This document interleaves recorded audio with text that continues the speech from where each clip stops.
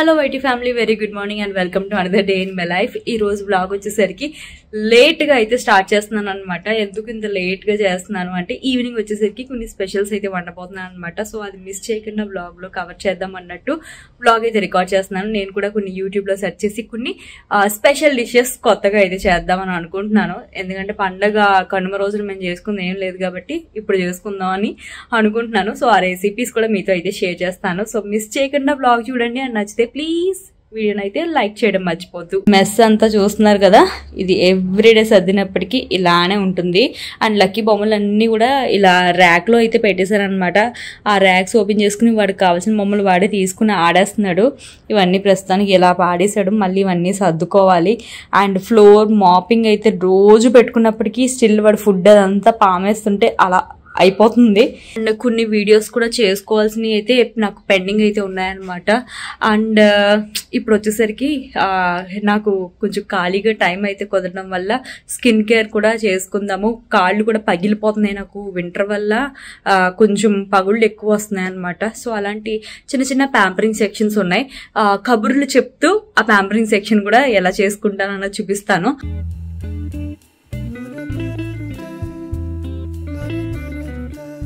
Hair oiling అయిపోతే ఏదో పెద్ద బరువు తీసేసినట్టు అయితే ఉంది. నెక్స్ట్ వచ్చేసరికి ఫేషియల్ హెయిర్ రిమూవ్ చేయడం.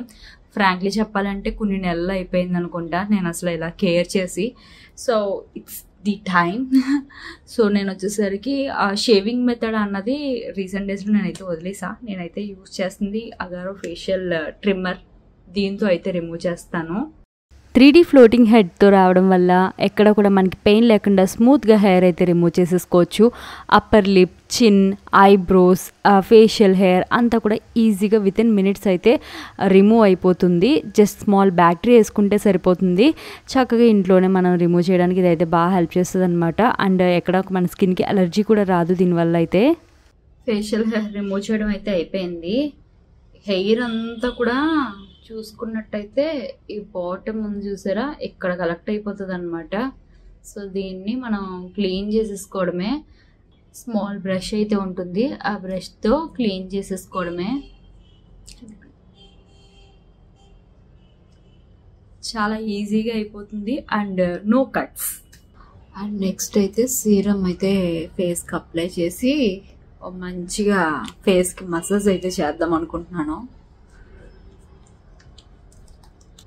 అండ్ మసాజ్ కోసం అయితే నేను యూజ్ చేస్తుంది Agaro electric massager.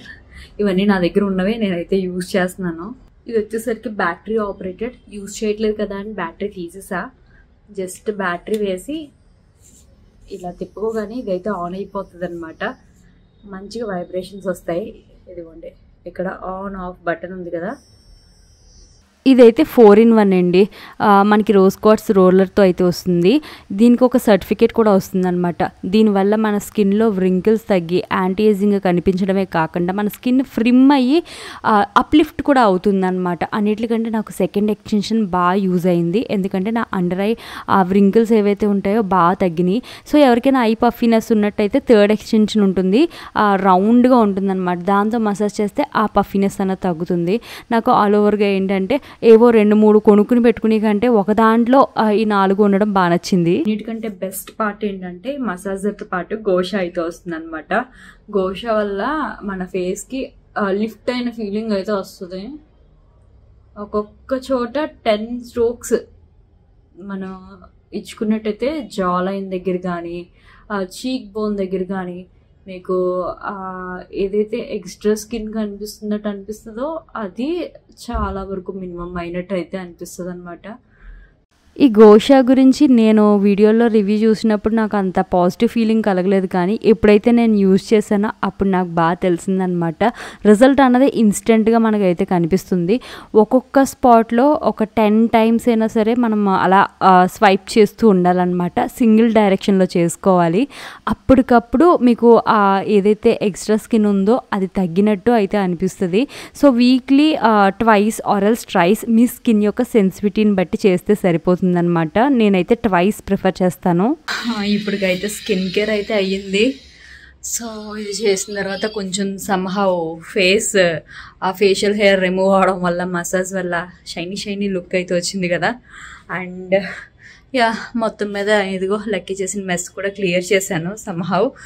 And next face అయిపోయింది. పాదాలు ఒకటైతే చూడాలి. కాళ్ళ పగుళ్ళు అన్నవి వింటర్లో చాలా పెద్ద ప్రాబ్లంలా ఉంటుంది. నాకు ఇక్కడికి వచ్చిన తర్వాత ఎక్కువ ఉన్నదన్నమాట. యాక్చువల్లీ కాకినాడలో అంత ఎక్కువ ఉన్నట్టు అనిపించేది కాదు, బట్ ఇక్కడ మాత్రం కాళ్ళు ఎక్కువ పగిలిపోతున్నాయి. నా పాదాల పరిస్థితి అయితే ఇదే అండి, చూస్తున్నారు కదా. ఎప్పుడు ఇంతలా పగలలేదన్నమాట. ఇక్కడ వెదర్ కండిషన్స్కి కాళ్ళు పగుళ్ళు అయితే ఎక్కువ వస్తున్నాయి. ఇదిగోండి ఫింగర్స్ కూడా పగిలిపోయినాయి. అస్సలు ఇలా ఉండేది కాదు, అసలు కాళ్ళ పగుళ్ళు ఉండేవి కాదు. వింటర్లో కనిపించిన చిన్న చిన్న గీతల్లాగా వచ్చేది. సమ్మర్ కాస్త స్టార్ట్ అయింది అనేసరికి తగ్గిపోయేది అనమాట. కానీ ఈసారి చాలా ఎక్కువ అయితే ఉన్నాయి. సో ఇలా కాలు పగుళ్ళు వచ్చినప్పుడు మనకి క్యాలస్ రిమూవర్ అగారో బ్రాండ్లో అయితే నేను ఆల్రెడీ ఇంతకు ముందు కూడా చూపించాను. ఇదైతే నేను యూజ్ చేస్తూ ఉంటాను. దీనికి 3 heads వస్తాయన్నమాట.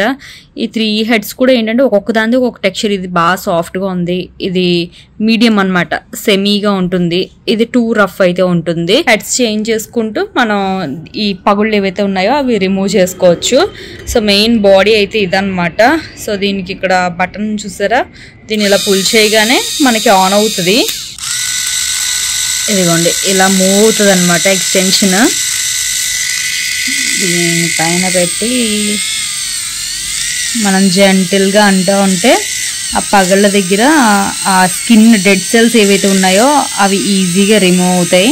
చార్జ్ చేసుకుని యూజ్ చేసుకోవచ్చు అనమాట. కేబుల్ కూడా అయితే వస్తుంది. పర్సనల్గా నేను యూజ్ చేయడంలో నాకు తెలిసింది ఏంటంటే, ఫస్ట్ రఫ్గా ఉన్న దాంతో మన పగుళ్ళు ఏవైతే ఉంటాయో వాటిని రిమూవ్ చేసిన తర్వాత నెక్స్ట్ సెకండ్ వన్, ఆ తర్వాత ఫస్ట్ వన్. సో ఆ ప్రాసెస్లో వెళ్ళినట్టయితే మన కాళ్ళ పగుళ్ళు ఏవైతే ఉంటాయో అవి ఈజీగా దీని ద్వారాగా అయితే రిమూవ్ చేయొచ్చు. డెడ్ సెల్స్ అన్నవి నిమిషంలో వచ్చేస్తుంది.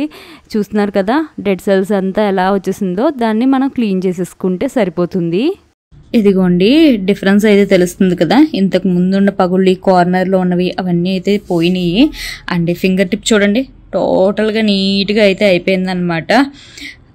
మనము పార్లర్ చుట్టూ తిరిగి కంటే ఇంట్లోనే చక్కగా ఇలా చేసుకోవచ్చు. అంటే అప్పుడప్పుడు పెరిక్యూర్ చేయించుకోవడం కూడా మన పాదాలకి మంచిదే, బట్ ఇంట్లోనే ఆప్షన్ ఉందన్నప్పుడు ఇలా చేసుకోవడం ఈజీ కదా. టైం ఇప్పుడు వచ్చేసరికి 5 అయితే అవుతుందన్నమాట.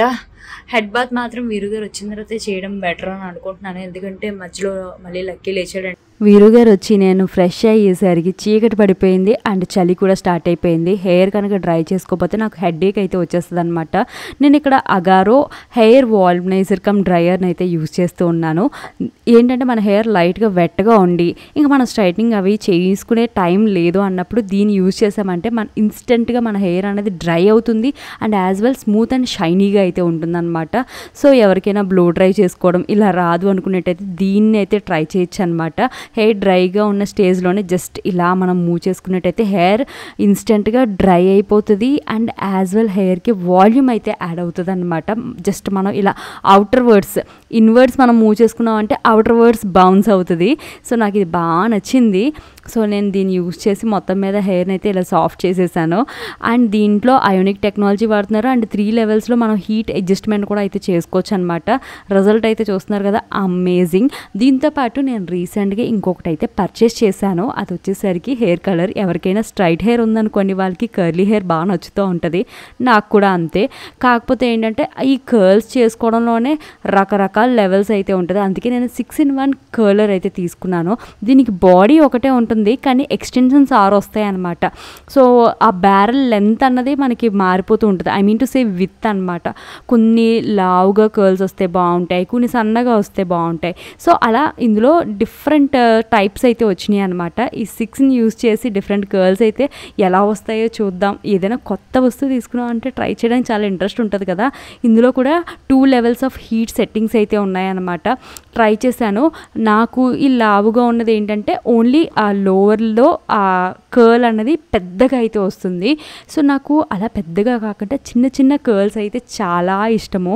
సో దానికోసం ఆ ఎఫెక్ట్ దేంతో వస్తుందా అన్నట్టు నేను రకరకాలుగా ట్రైల్ వేస్తున్నాను. అండ్ నేను వన్స్ పెట్టిన తర్వాత జస్ట్ ఒక 5 నెంబర్స్ కౌంట్ డౌన్ చేసేసరికి రిజల్ట్ అయితే కనిపిస్తుంది అనమాట. ఎవరైనా సరే ఇలాంటి డివైసెస్ వాడుతున్నప్పుడు definitely hair serum or heat protectant sprays అయితే ఉంటాయి, డెఫినెట్లీ యూజ్ చేయండి. సో దట్ ఏంటంటే మన హెయిర్ పైన డ్యామేజ్ లేకుండా అయితే ఉంటుందన్నమాట. అన్నీ వాడిన తర్వాత లాస్ట్ ఎక్స్టెన్షన్ అయితే నాకు సూపర్గా నచ్చింది. ఎందుకంటే కర్ల్స్ అనేవి పర్ఫెక్ట్గా నాకు దాంతో అయితే సెట్ అయిందనమాట. సో రకరకాల కర్ల్స్ అయితే ట్రై చేశాను. బట్ ఈ బ్యాక్ సైడ్ వచ్చిన కర్ల్స్ చూడండి సూపర్గా ఉన్నాయి కదా. సో నాకు ఇదైతే బాగా నచ్చింది. సో మీరు కూడా ట్రై చేయాలనుకున్నట్టయితే వీటి లింక్స్ అన్నవి డిస్క్రిప్షన్ బాక్స్లో ఇస్తాను, డూ చెక్ ఇట్ అవుట్. ఇప్పుడు వచ్చేసరికి వంట సెక్షన్ అయితే స్టార్ట్ చేస్తున్నాను. జనరల్లీ కనుమ రోజున చక్కగా నాన్ వెజ్ వెరైటీస్ అన్ని వండుకుని తింటూ ఉంటాం. కానీ కనుమ వచ్చేసరికి ట్యూస్డే వచ్చింది. ట్యూస్డే వచ్చేసరికి ఇంట్లో నాన్ వెజ్ అయితే చేయను. కాబట్టి ఈ రోజు నైట్ అయితే డిన్నర్ కొంచెం స్పెషల్ గా ప్రిపేర్ చేయబోతున్నాను. అండ్ ఇప్పుడు వచ్చేసరికి చికెన్ ఫ్రై అన్నది స్ప్రింగ్ ఆనియన్స్ అండ్ జింజర్ తో అయితే చేద్దాము అని అనుకుంటున్నాను. రెసిపీ చూసుకున్నాను. సో కొంచెం మన ఇండియన్ స్టైల్ అండ్ అలాగే అది ఒక చైనీస్ రెసిపీ చూసాను అనమాట. సో రెండింటికి హైబ్రిడ్ వెరైటీ లాగా నేను ఇంట్లో అయితే ట్రై చేయబోతున్నాను. చూద్దాం రెండు కూడా ఎలా వస్తాయో ఏంటో. ఫ్రై కోసం అయితే ఇవన్నీ కట్ చేసుకున్నాను. స్ప్రింగ్ ఆనియన్స్ కొన్ని పొడవుగా కట్ చేసుకున్నాను. క్యాప్సికమ్, ఇది వచ్చేసరికి షిమ్లా క్యాప్సికమ్, కొంచెం కారం అయితే ఉంటుంది. అండ్ ఆనియన్స్ కొంచెం మనకి పర్పుల్ కలర్లో ఉంటాయి చూసారా, ఆ ఆనియన్స్ అయితే బెటర్ అన్నారు. అండ్ మిగతా స్ప్రింగ్ ఆనియన్స్ వచ్చేసరికి ఇలా గుండ్రంగా అయితే కట్ చేసుకున్నాను. అండ్ అల్లం అయితే మనం ఎక్కువ యాడ్ చేయబోతున్నాము ఇందులోకి. అండ్ బిర్యానీ ప్లాన్లో కూడా చేంజ్ వచ్చింది. దమ్ బిర్యానీ కాకుండా నార్మల్ పులావ్ లాగా అయితే చేసేస్తున్నాను. సో టైం టేకింగ్ అనేది తక్కువ ఉంటుంది. అండ్ కొద్దిగా అల్లాన్ని వచ్చేసరికి రౌండ్గా కట్ చేసుకుని దాన్ని జస్ట్ అలా నొక్కి క్రష్ అయితే చేసి ఇలా ఈ సైజ్ పీసెస్ లాగా అయితే కట్ చేశాను. ఫస్ట్ ఈ సైజ్ పీసెస్ కట్ చేశాను అన్నాను కదా, అవి ఫ్రై చేసేస్తున్నాను. అన్నట్టు చెప్పడం మర్చిపోయాను, నేను కుకింగ్ ఆయిల్ అన్నది మార్చాను. ఇదిగోండి, ఇదైతే ప్రమోషన్ కాదు, నా డబ్బులు పెట్టి కొనుక్కున్నాను. యాక్చువల్లీ కుకింగ్ ఆయిల్స్లో కోల్డ్ ప్రెస్డ్ ఆయిల్స్ అనేవి మంచివని అంటున్నారు. అందుకని మొత్తం మీద కోల్డ్ ప్రెస్డ్ ఆయిల్కి అయితే మార్చాను అనమాట. రిఫైన్డ్ ఆయిల్స్ అయితే అంత హెల్దీ కాదంటున్నారు కదా. సో నేను కొంచెం లేట్గా రిలైజ్ అయ్యి చేంజ్ అయ్యాను. ఇవి చూస్తున్నారు కదా, బాగా ఫ్రై అయిపోవాలి.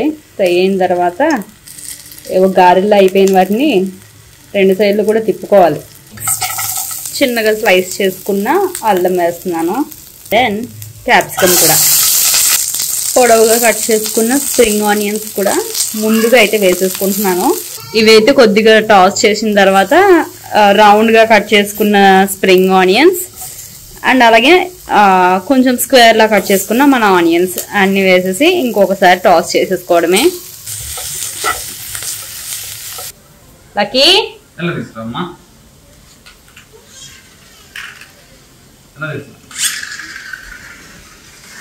ఇలా అయిన వీటిని అయితే తీసి పక్కన అయితే పెట్టుకోవాలి. మళ్ళీ కొద్దిగా ఆయిల్ తీసుకుని ఇందులో చికెన్ పీసెస్ అయితే వేస్తున్నాను. యాక్చువల్లీ నేను చూసిన రెసిపీలో అయితే ఇలా ఉప్పు కారాలు పట్టించి అయితే చెయ్యట్లేదు. బట్ మన స్టైల్కి అడాప్ట్ చేసుకోవాలి కాబట్టి నేనైతే మాత్రం మసాలా పెట్టి నానబెట్టిన పీసెస్తో అయితే చేస్తున్నాను అనమాట. వీటిని అయితే మనం హై ఫ్లేమ్లోనే ఫ్రై చేసుకోవాలి. చూస్తున్నారు కదా, మనకి కలర్ అయితే ఈజీగా ఇలా టర్న్ అయిపోతుంది వితిన్ 2 minutes. ఇవన్నీ ఫ్రై అయిన తర్వాత మనం ముందుగా ఫ్రై చేసి పెట్టుకున్నవి యాడ్ చేసేసుకోవడమే. ఇందులో కొద్దిగా సాల్ట్ అయితే యాడ్ చేస్తున్నాను. ఇందులో అయితే సోయా సాస్ అయితే వేయాలి, బట్ నేను సోయా సాస్ అయితే స్కిప్ చేస్తున్నాను. ఓన్లీ టమాటో సాస్ మాత్రమే యాడ్ చేసుకుంటున్నాను. అండ్ నేను చూసిన రెసిపీలో ఈ పాయింట్లోనే కొద్దిగా వైన్ కూడా వేసారనమాట, బట్ నేనైతే స్కిప్ చేస్తున్నాను. ఫస్ట్ డిష్ అయితే రెడీ అయిపోయింది. యమ్మీగా చూడడానికి డెలిషియస్గా కనిపిస్తుంది. సో మనం హోటల్లో ఆర్డర్ పెట్టామనుకోండి, ఇదే ప్లేట్ మనకి 200-250 రూపీస్ అలా తీసుకుంటూ ఉంటారు. Let's take it for review.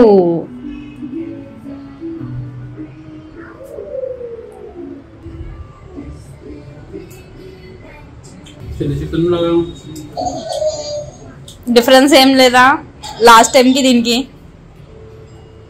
ఒకలానే ఉందా? డిఫరెన్స్ ఉంది, టేస్ట్ డిఫరెన్స్.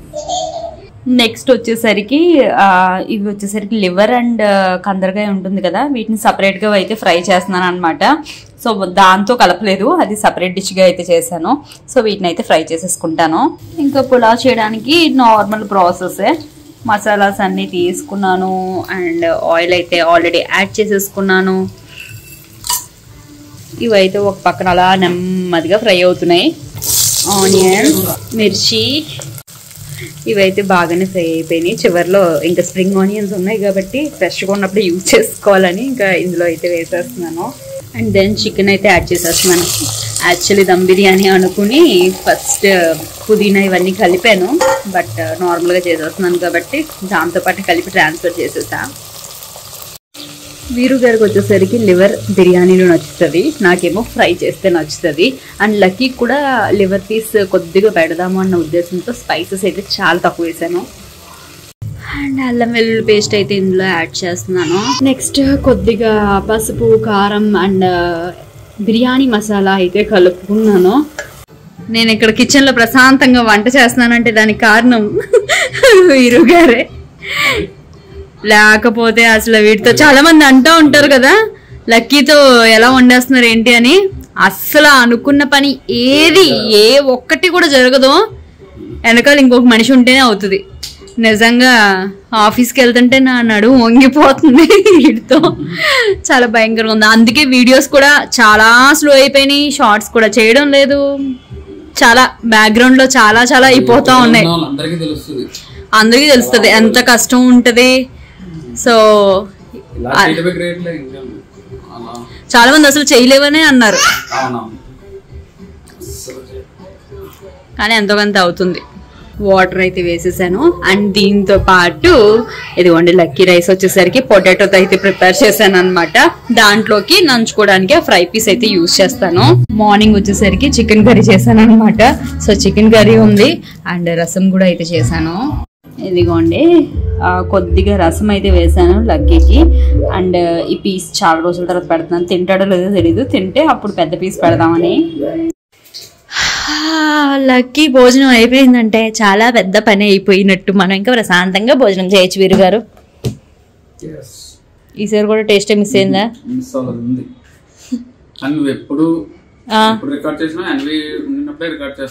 దానివల్ల అన్వి మాత్రమే తింటున్నాం అని ఫీల్ అవుతున్నారు. నిన్న వెజ్, సోమవారం వెజ్, సండే వెజ్, అంటే పండగలు అని చెప్పేసి నాన్ వెజ్ తినలేదు.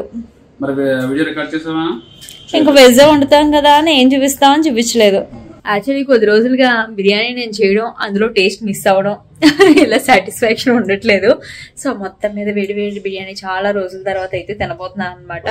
దాంతోపాటు సైడ్ డిషెస్ కూడా ఉన్నాయి కాబట్టి చిల్లీ జింజర్, దీని పేరు వచ్చేసరికి చిల్లీ జింజర్.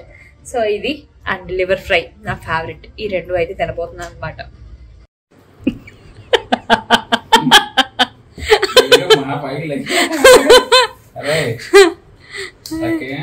ఎలా ఉందో చూడు, కింద అంతా మొత్తం నా షూస్ అన్ని వచ్చేసినాయి. ఆగు, 10 అయిపోయింది కదా, పడుకుంటానని బెడ్రూమ్కి వెళ్ళిపోతున్నాడు. మొత్తం ఫుల్ డే వ్లాగ్ చూసారు కదా. ఇంకా నైట్ ఈ టైం అయ్యేసరికి ఆ మెస్గా ఉన్న థింగ్స్ అన్నీ అరేంజ్ చేసుకుని పడుకునేసరికి నాకు 12, 12:30, 1 గంట కూడా అయిపోతుంది అనమాట. సో ఈ వీడియో అయితే ఎలా ఉంది, మీకు కనుక వీడియో నచ్చితే ప్లీజ్ వీడియోని లైక్ చేసి కామెంట్ చేసి నన్ను ఎంకరేజ్ అయితే చేయండి. సో దట్ నెక్స్ట్ మంచి వీడియోస్తో మీ ముందుకైతే వచ్చేస్తాను.